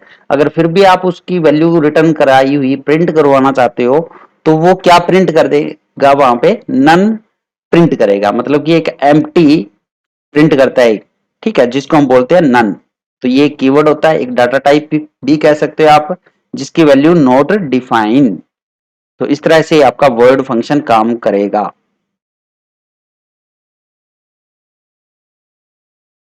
नेक्स्ट है, जो हमारे फंक्शन होते हैं वो मल्टीपल वैल्यूज भी रिटर्न कर सकते हैं एक साथ में। अभी तक तो हमने देखा कि एक एक वैल्यू ही रिटर्न कर रहे हैं, बट यहाँ पे मल्टीपल वैल्यू भी रिटर्न करते हैं। कैसे, यहाँ पे एक एग्जांपल दिखाया है। जैसे स्क्वायर नाम का एक फंक्शन लिया आपने, डिफाइन किया ए कोमा बी कोमा सी, ये आपके आर्ग्यूमेंट्स है। अब ये वैल्यू रिटर्न कर रहा है आपका A into A comma B into B comma C into C. तो इस तरह से मल्टीपल वैल्यू एक साथ आप मेंशन कर सकते हो यहाँ पे, जिसको हम बोल रहे हैं कि ये मल्टीपल वैल्यू रिटर्न कर रहा है। अब आपने क्या किया, नेक्स्ट ये आपकी फंक्शन की डेफिनेशन है। अब x comma y comma z equal to square, तो इस फंक्शन को आपने कॉल की है 2,4,6, तो a को असाइन हो गया आपका 2 और b को असाइन हो जाएगा 4 और c को क्या असाइन हो गया 6। अब इसने a इंटू ए किया मतलब 4, तो यहाँ पे 4 और आपका 4 इंटू 4, क्योंकि b आपका 4, तो 4 इंटू 4 आपका 16, c आपका 6 है तो 36। तो ये 3 वैल्यू इसने रिटर्न कर दी यहाँ पे। अब यहाँ पे x, y, z है, तो x को क्या असाइन हो गया 4, y को क्या असाइन हो जाएगा 16 और z को क्या वैल्यू असाइन होगी 36। उसके बाद में प्रिंट कर रहा है x, y, z, तो आपकी तीनों वैल्यू प्रिंट हो जाएगी। तो इस तरह से मल्टीपल वैल्यूज काम करती है आपकी फंक्शन में। चलो इसको भी एक प्रोग्राम के थ्रू अभी हम चेक कर लेते हैं कि कैसे ये वैल्यू रिटर्न कर रहा है मल्टीपल वैल्यूज को। अब मल्टीपल वैल्यू वाला भी यहाँ पे एक एग्जांपल चेक करते हैं। यहाँ पे एक फंक्शन लिया स्क्वायर नाम का। अब 3 वैल्यू यहाँ पे पास करवा रहे हैं हम, 3 आर्ग्यूमेंट यहाँ पे पास हो रहे हैं और ये वैल्यू रिटर्न कर रहा है मल्टीपल वैल्यू। कैसे? ए इंटू ए, बी इंटू बी और सी इंटू सी। जब इस फंक्शन को कॉल करेंगे तो सेम चीज है आपके सामने, 3 वैल्यू पास करनी होगी 2, 4, 6। चलो अब एक बार इसको चेक करते हैं ये आउटपुट देगा या नहीं देगा। फिर से इसने कुछ भी आउटपुट नहीं दिया, क्योंकि हमने जो वैल्यू इसने रिटर्न कराई है वो स्टोर तो की नहीं ना कहीं पे भी। तो यहाँ पे आपको 3 वेरिएबल ही लेने होंगे जिसमें आप स्टोर करोगे। अब चेक करते हैं फिर से। अब फिर से इसने कुछ भी वैल्यू रिटर्न नहीं कराई, तो भैया आपने प्रिंट कहाँ किया? आपको प्रिंट भी तो करनी है एक्स वाई जेड। तो x comma y comma z. Finally अब हमें ये आउटपुट दे देगा जो हमें चाहिए। अब इसने तीनों वैल्यू का स्क्वायर करके हमें आउटपुट डिस्प्ले करा दिया, ए बी और सी। तो ए का स्क्वायर किया, बी का किया और सी का। इस तरह से मल्टीपल वैल्यू भी रिटर्न करता है आपका फंक्शन। तो यहाँ पे आप मल्टीपल वैल्यू भी डिस्प्ले करवा सकते हो। एक साथ बहुत सारी वैल्यू अगर मेंशन करना चाहते हो, उसमें एक्सप्रेशन भी आ सकते हैं आपके, लिटरल भी आ सकते हैं, वो वेरिएबल भी हो सकते हैं।